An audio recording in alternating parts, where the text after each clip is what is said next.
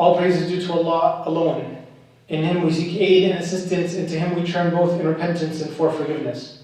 Truly, Him Allah subhanahu wa ta'ala guides, none can mislead, and He whom Allah leaves to go astray, there is none who can guide. And I bear witness that there is nothing worthy of worship save Allah alone, and that Muhammad sallallahu alayhi wa sallam is both His servant and His messenger. Again, as we've been beginning these Friday messages since the lockdown has begun in Canada, I just want to reiterate, inshallah, for everyone, as we will reiterate again in the end, to ensure that they pray 4 rak'ahs with the intention of dhuhr at home. And that, we are doing this from the masjid to keep the masjid a little bit alive, and to keep, inshallah, some semblance of normalcy in our lives and some yearning and connection remaining with us and with the masjid, and with us wanting to, inshallah, be here in the masjid praying together someday soon. May Allah Azza wa Jal make it happen sooner rather than later. Today's discussion is going to be about patience during difficulties and tribulations. Allah subhanahu wa ta'ala created life. And in creating life, He created it in 2 forms. He created the life of this world, this temporal world, this place of difficulty and hardship, and this place of calamities and tests. And He created the next life as well, the final life, the life where we are free of anxiety and worry and thirst and hunger and nakedness. And Allah decreed that this world would be that world which is home to worry and sadness and anxiety and stress and difficulty. Allah subhanahu wa ta'ala described the state in which He created human beings. And He said, لَقَدْ خَلَقْنَا الْإِنسَانَ فِي كَبِدٍ, that indeed we created man in a state of hardship. And our Prophet sallallahu alaihi wasallam continued to explain this to us when he said sallallahu alaihi wasallam, الدنيا سجن المؤمن وجنة الكافر, that this world, this dunya, this temporal world, it is the prison of the believer and it is the paradise of the disbeliever. And Allah Azza wa Jal tells us in the Quran, وَتِلْكَ الْأَيَّامُ نُدَاوِلُهَا بَيْنَ النَّاسِ, that such are the days we give to people in turns. Meaning all the days of this world revolve in turns. There are days in which we are, the days that revolve between peace and happiness, the days that revolve between ease and hardship, the days that revolve between victory and defeat, the days that revolve between comfort and tension. And all these tests have been written and decreed by Allah subhanahu wa ta'ala. And Allah Azza wa Jal says, مَا أَصَابَ مِن مُصِيبَةٍ فِي الْأَرْضِ وَلَا فِي أَنفُسِكُمْ إِلَّا فِي كِتَابٍ مِّن قَبْلِ أَن نَبْرَأَهَا. That Allah Azza wa Jal says that no disaster strikes upon the earth, nor in yourselves, except that there is a register, except that it is in a register before it has been brought into being. I.e., Allah has recorded it and registered it. And Allah Azza wa Jal says in the Quran, لَنَبْلُوَنَّكُمْ في أموالكم وأنفسكم ولتسمعن من الذين أوتوا الكتاب من قبلكم ومن الذين أشركوا أذى كثيرا. Allah says you will definitely be tested in your possessions and tested in yourselves. And you will surely be tested in your wealth and in your opportunities. And Allah Azza wa Jalla saying we're going to be tested in all of these things, in our wealth, in our opportunities, and all the things that we gather, that we own. We're going to be tested in our health. We're going to be tested with the illnesses and with hardship. And He says, وَلَتَسْمَعُنَّ, and you will surely hear from those other people who do not believe much abuse. And then Allah subhanahu wa ta'ala says, وَإِن تَصْبِرُوا وَتَتَّقُوا فَإِنَّ ذَلِكَ مِنْ عَزْمِ الْأُمُورِ. But if you are patient and if you fear Allah, then these are the matters that are worthy of determination. If you are patient and you have consciousness of Allah subhanahu wa ta'ala, these are the things that Allah upholds as worthy of our determination, worthy of our effort, worthy of our striving. وَإِن تَصْبِرُوا وَتَتَّقُوا. If you have sabr, patience and perseverance, and if you have taqwa of Allah subhanahu wa ta'ala. And Allah subhanahu wa ta'ala, yes, promises us a life of difficulty, of hardship, but Allah subhanahu wa ta'ala also tells us, if we persevere, if we are patient through these hardships, we will be granted success. And Allah subhanahu wa ta'ala says, إِنَّمَا يُوَفَّى الصَّابِرُونَ أَجْرَهُمْ بِغَيْرِ حِسَابٍ. He says that indeed those who are patient will receive their reward in full, بِغَيْرِ حِسَابٍ, without any questioning, without any reckoning. None other than the patient are rewarded endlessly. None other than those who are patient for the sake of Allah subhanahu wa ta'ala are given reward without accounting whatsoever, without questioning. And the scholars comment, why is this the case? That the one who is patient is rewarded without any measure, without any limit. And they said, just as the person who patiently perseveres in this world does not question Allah with a question of rejection in this world, when Allah decrees something for us, we don't reject Him with questioning. How dare you do this to me? How dare you decree this upon me? That is a questioning of rejection. Just like the person prevents themselves from doing that, holds themselves back from questioning Allah in such a manner, Allah subhanahu wa ta'ala in the next life will reward them also without questioning them.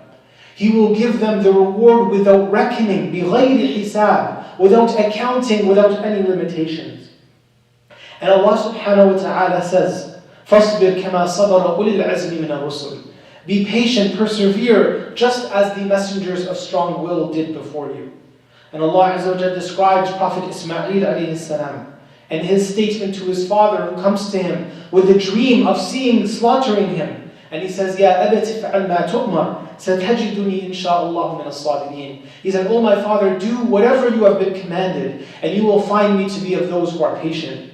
And when Allah described Yusuf alayhi salam and the beautiful story of Prophet Yusuf, He mentions the beautiful statement in summary near the end of the surah, where he says, إِنَّهُ مَن يَتَّقِ وَيَصْبِرْ فَإِنَّ اللَّهَ لَا يُضِيعُ أَجْرَ الْمُحْسِنِينَ. That indeed whoever has taqwa of consciousness of Allah and is patient, then Allah does not cause the reward of those who do good to be lost. And when he mentioned Prophet Yaqub and his patience and endurance, when his child and children were taken away from him, and he said, فَصَبْرٌ جَمِيلٌ وَاللَّهُ الْمُسْتَعَانُ عَلَى مَا تَصِفُونَ. He said, patience is the most beautiful. Patience for the sake of Allah subhanahu wa ta'ala is the most beautiful. Perseverance for the sake of Allah is the most beautiful. There is nothing that can grant you more, that can raise your ranks more, that can increase your standing in the sight of Allah more than when you are patient for the sake of Allah subhanahu wa ta'ala. And there's no better example than the example of our Prophet sallallahu alaihi wasallam, who was tested throughout his life, and Allah raises him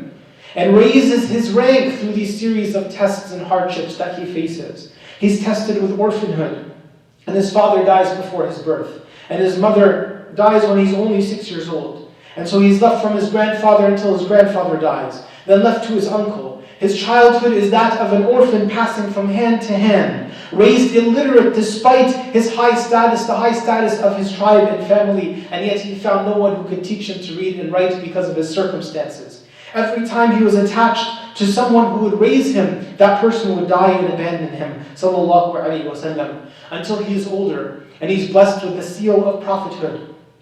And the tests do not stop, but rather he's tested from Quraysh, who starves him, strikes him, attempts to kill and assassinate him, drives him out of his city and his land and his home, and wages war upon him. All because he dared to preach that La ilaha illallah, there's none with the right to be worshipped save Allah. And they would throw upon him, while he was in prostration to Allah, the intestines and the entrails of dead animals, while he was praying to Allah subhanahu wa ta'ala and in front of his young daughter Fatima. And he sallallahu alayhi wa sallam would starve for days upon days, weeks upon weeks. Aisha radiallahu anha said, full moon after full moon would pass, and we wouldn't even light a fire in the house of the Prophet sallallahu alaihi wasallam. There was no food, there was nothing to cook with a fire for them to even light the fire in his house. And he sallallahu alaihi wasallam would tie a rock against his stomach due to the intensity of the hunger that he would face. The leader of a people, of a nation, who could have taken from the people whatever he wanted by force, and yet he sallallahu alaihi wasallam remains patient with the tests that Allah subhanahu wa ta'ala gives him in this world. And in the hadith of Nu'man radiyallahu ta'ala anhu, he said, قَالَ مَا شَبَعَ نَبِيُّكُمْ صَلَّى اللَّهُ عَلَيْهِ وَسَلَّمْ حَتَّى مِنَ الدَّقْلِ حَتَّى أَنْ مَاتٍ. He said, your Prophet sallallahu alayhi wasallam, he never ate to his full, not even from a daql. And a daql is the dried dates the dates that is hardened and dried up that people wouldn't even eat. Most of us wouldn't eat it if it was given to us. He said even from that, the Prophet ﷺ never ate to his full until the day that he died. And this is the example of our Prophet ﷺ. When he's tested in a Ta'if and the people chase him out, striking him with rocks and blood drenching from the Prophet ﷺ until his sandals become soaked and his ankles are covered in blood. And all of these tests would increase and reach even his home, that he ﷺ would have 7 children, 3 boys and 5 girls, all of them would die. And he ﷺ would have to bury them with his hands, except for his daughter Fatima radiallahu anha. And it was narrated in Sahih Muslim that when he became aware of the illness upon his son Ibrahim, and he loved him tremendously, this son that he would walk around in the other narrations that the Prophet would say to the people, "Hal ra'aytum Ibrahim, have you seen my son Ibrahim?" And this young child was heaving, unable to breathe, unable to properly intake oxygen in his state. And the Prophet ﷺ is holding him and crying. If you saw an old man towards the end of his life not being able to breathe, you would feel tremendous sympathy for them. What about a young 2-year-old boy not able to breathe? And the Prophet ﷺ is weeping and crying, and his tears are covering him and his son. And some of the Sahaba, seeing the Prophet ﷺ crying like this, they said to him, "Ya Rasulullah, what is this? What is all these tears?" And the Prophet ﷺ said, "Innaha rahmah." He said, "This is a mercy from Allah subhanahu wa ta'ala. This is a mercy from Allah Azza wa Jal. This is your Prophet ﷺ. And he overcomes these tests with faith in Allah Azza wa Jal, with patience and persevering, with knowing that victory is attached to patience, by knowing that Allah subhanahu wa ta'ala will never lose account of all their good and all their faith. وَمَا كَانَ اللَّهُ لِيُضِيعَ إِيمَانِكُمْ. That Allah subhanahu wa ta'ala says that indeed Allah would not lose account of your faith. He will not cause your faith to be lost in vain. And we see this in the example of so many of the companions of the Prophet ﷺ. Bilal radiallahu anhu, as he's being tortured, it is his faith in Allah Azza wa Jal and his perseverance and his patience and knowing that this promise is true that allows him to say nothing but ahad, ahadun ahad, that God is one, even as they whip him and lash him and torture him. And Khabbab radiallahu anhu believed this and understood this when the hot stones were thrown upon his back and his skin was being burnt, but he knew that victory was married to patience. And Ammar radiallahu anhu believed this and knew this. When his family was hung up on the trees, his father on one side, his mother on the other, and his brother as well. And he sees them being killed, all because they said, La ilaha illallah. And the Prophet ﷺ walks through the streets of Mecca and he hears the wailing and the crying of these oppressed Muslims who are being tortured. And he ﷺ tells them, Sabran ala Yasir, inna maw'idukum al-jannah. He said, be patient, O family of Yasir. Sabran, be patient, for indeed your appointed place, your appointed time is in paradise. And the Prophet ﷺ would teach us, Inna Allah idha ahabba qawman ibtalahum. If Allah loves a people, He tests them, He tries them, He gives them hardship and difficulty because through it they raise themselves. And in these days of incredible hardship and difficulty, this is exactly the message we need to understand. If Allah loves us, He will try us so that we increase and raise our standard of character. Not that we lower them and we lower ourselves to the circumstance, but we raise ourselves above the circumstance. That our mannerisms become better. Our patience, our forbearance becomes better. Our mannerisms in dealing with people becomes better, not becomes worse. And the Prophet ﷺ taught this to his companions. When Khabbab came to the Prophet ﷺ, a man who had been tortured, his back burnt with fire and steel, and he comes to the Prophet ﷺ, he says, أَمَا تَدْعُ اللَّهَ لَنَا أَلَا تَسْتَنصِرْ لَنَا. He said, isn't it, why are you not calling upon Allah? Why are you not asking for victory? I.e., why is the victory not come to us now? How long are we going to withstand and endure this difficulty and hardship? And the Prophet ﷺ, one of the rare instances in his life, became angry, and his face turned red, and he turned towards Khabbab, and he said, there were people before you who have also went through difficulty and hardship. There were people before you who have also been tortured. And he recounted the type of torture, gruesome torture that happened to believers throughout the ages, even before the advent of Islam. And And the Prophet ﷺ said to him, وَلَا يَرُدُّهُمْ مِنْ دِينِهِمْ عَنْ شَيْءٍ. And that type of torture that they faced did not cause them to turn away from their religion. And he said, and indeed this religion will be successful. And Allah will give us the promise. He said it will be so safe and secure that a woman will be able to travel from city to city, not fearing any person, only fearing perhaps the animals upon the path. But he says to Khabbab, وَلَكِنَّكُمْ تَسْتَعْجِلُونَ. But you are being hasty. The hardship, the difficulty that Allah has decreed for us is something we have to go through. Something we need to go through. Because when we go through it, we emerge from it becoming better. What makes Khabbab and all of the Sahaba so immensely valuable in our eyes, it's because they went through the school of hardship and difficulty. And we too need to go through this school of difficulty and hardship to emerge better than we were previous to it. The Prophet says, وَلَكِنَّكُمْ تَسْتَعْجِلُونَ. You are being too hasty. You need to go through this hardship and overcome it and enhance your ability to be patient and to endure and to persevere. And when you emerge the other side, you become an even better person, a greater person. And the Prophet ﷺ said, إِنَّ اللَّهَ لِيُؤَخِّرُ الْإِجَابَ عَنِ الْعَبْدِ. That sometimes Allah withholds the response from His slave. The slave is asking, oh Allah help me, oh Allah help me. And Allah delays the response that they're asking for. Why does this happen? The Prophet ﷺ said, لِمَا يَسْمَعُ مِنْ حُسْنِ تَوَاضُعِي. He said that Allah subhanahu wa ta'ala may hear the best of His humility. I.e. the difficulty that you're going through, and Allah may delay the relief. For what reason? Because you start to find and discover within yourself higher and greater levels of humility before Allah subhanahu wa ta'ala, of desperation in the sight of Allah Azza wa Jal. You begin to make yourself better in relation to your connection to Allah subhanahu wa ta'ala. And knowing this, the Prophet sallallahu alaihi wasallam mentioned to us the reality of this world, for us to look at the greater picture. This world is not all that it's cracked up to be, so all of our hopes should not be pinned only on this world. The Prophet said, "Ad-dunya sijnul mu'min." This world is the prison of the believer. It's never going to be the place of pure comfort. No matter how easy life becomes, it will always be difficult, because that's the nature of this life. And the Prophet ﷺ wants us to be focused on what is more important, and that's the next life. And the Prophet ﷺ mentioned to us, very powerful hadith. He said that it will be brought on the day of judgment, يُؤْتَى يَوْمَ الْقِيَامَةِ بِأَنْعُمِ أَهْلِ الدُّنْيَا. The person who lived the most luxurious life of the disbelievers will be brought on the day of judgment. And this is the person, if you can imagine, has lived the most privileged life. They have all the wealth they could ever want. They've had the private jets, they've had the condos around the world, they've had all the things that you can imagine that is luxury. This person has lived it.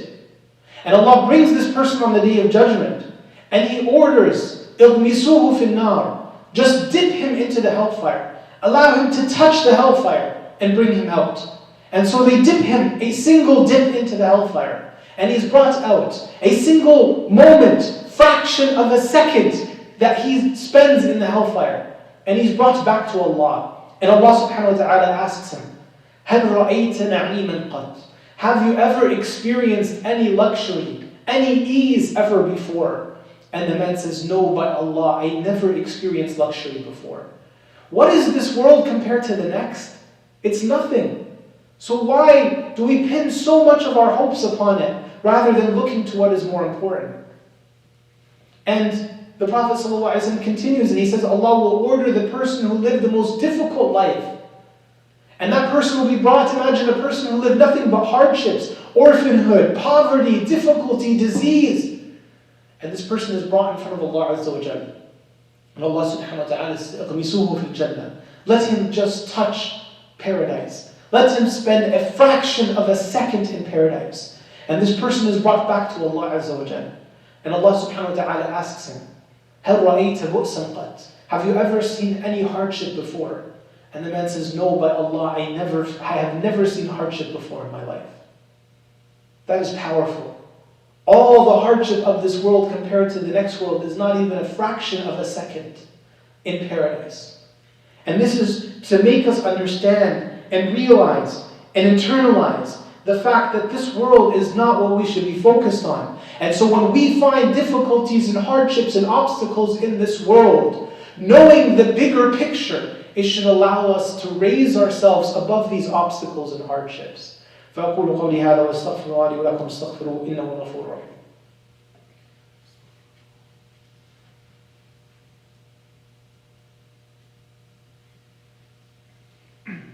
بسم الله والحمد لله والصلاة والسلام على رسول الله وعلى آله وصحبه ومن والاه.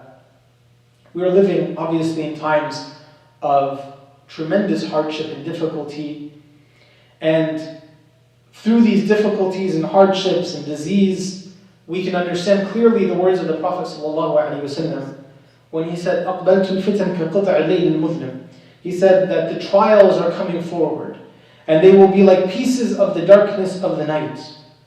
تُتْبِعُ آخَرَهَا أَوَّلَهَا. The next of them will rapidly succeed one after the other, each of them worse than the one that came before.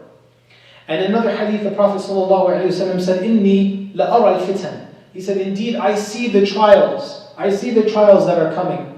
He said, تَقَعَ خِلَالْ بُيُوتَكُمْ مَوَاقِعَ الْقَطْرِ. He said that it will fall upon your houses just like the rain falls. When the rain falls, it affects all the homes. He said, when the fitna comes, the trial comes, the difficulty comes, it will affect all of your homes. And these are things that we are seeing right now.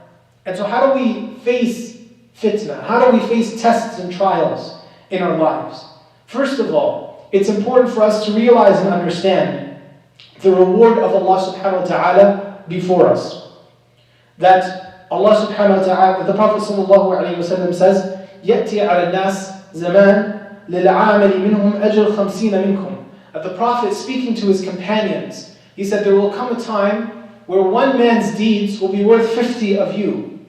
SubhanAllah, the Prophet ﷺ is saying this to whom? To Abu Bakr, to Umar, to Ali, to all of these different Sahaba. He's saying to them there will be a time in the future where one of their deeds will be equal to 50 of yours. Meaning one prayer from that person that the Prophet is referring to will be worth 50 prayers of people like Abu Bakr and Umar and Uthman and all these other of the Sahaba. How is that possible? The Sahaba said, how is this the case? And the Prophet ﷺ said, لِأَنَّكُمْ تَجِدُونَ عَلَى الْخَيْرِ أَعْوَانًا وَلَا يَجِدُونَ عَلَى الْخَيْرِ أَعْوَانًا. But the Prophet ﷺ said, it is because you have support when you are doing good, and they will not have support when they are doing good.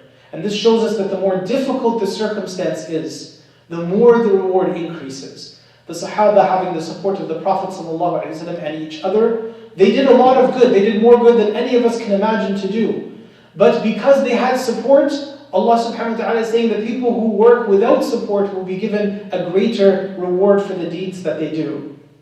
Obviously, this does not mean the Sahaba are better than, the people after will be better than the Sahaba. The Sahaba are the best. But it means the one deed that you're able to do, even if they're able to do far more than you will be rewarded more for that one deed.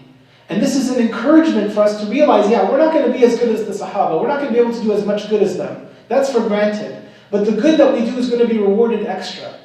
And that's going to increase our ranks. Because we're living in tough times and difficult times where we don't have the support that others have had before us. Secondly, do good deeds as early and as quickly as you can. Take the opportunity now to do good deeds. The Prophet says, بَادِرُوا بِالْأَعْمَالِ الصَّالِحِ فِتْنَةً قَبْلَ أَنْ يَأْتِيَكُمْ فِتْنَةٌ كَقِطْعِ اللَّيْلِ الْمُظْلِمِ. He said, do the good deeds now, before the fitna comes. And the fitna that will be like pieces of the darkness of the night. And so he tells you in the beginning, what's the solution? Do good deeds now. The good deed you do today is a seed that you are planting that's going to help you when things become even more difficult.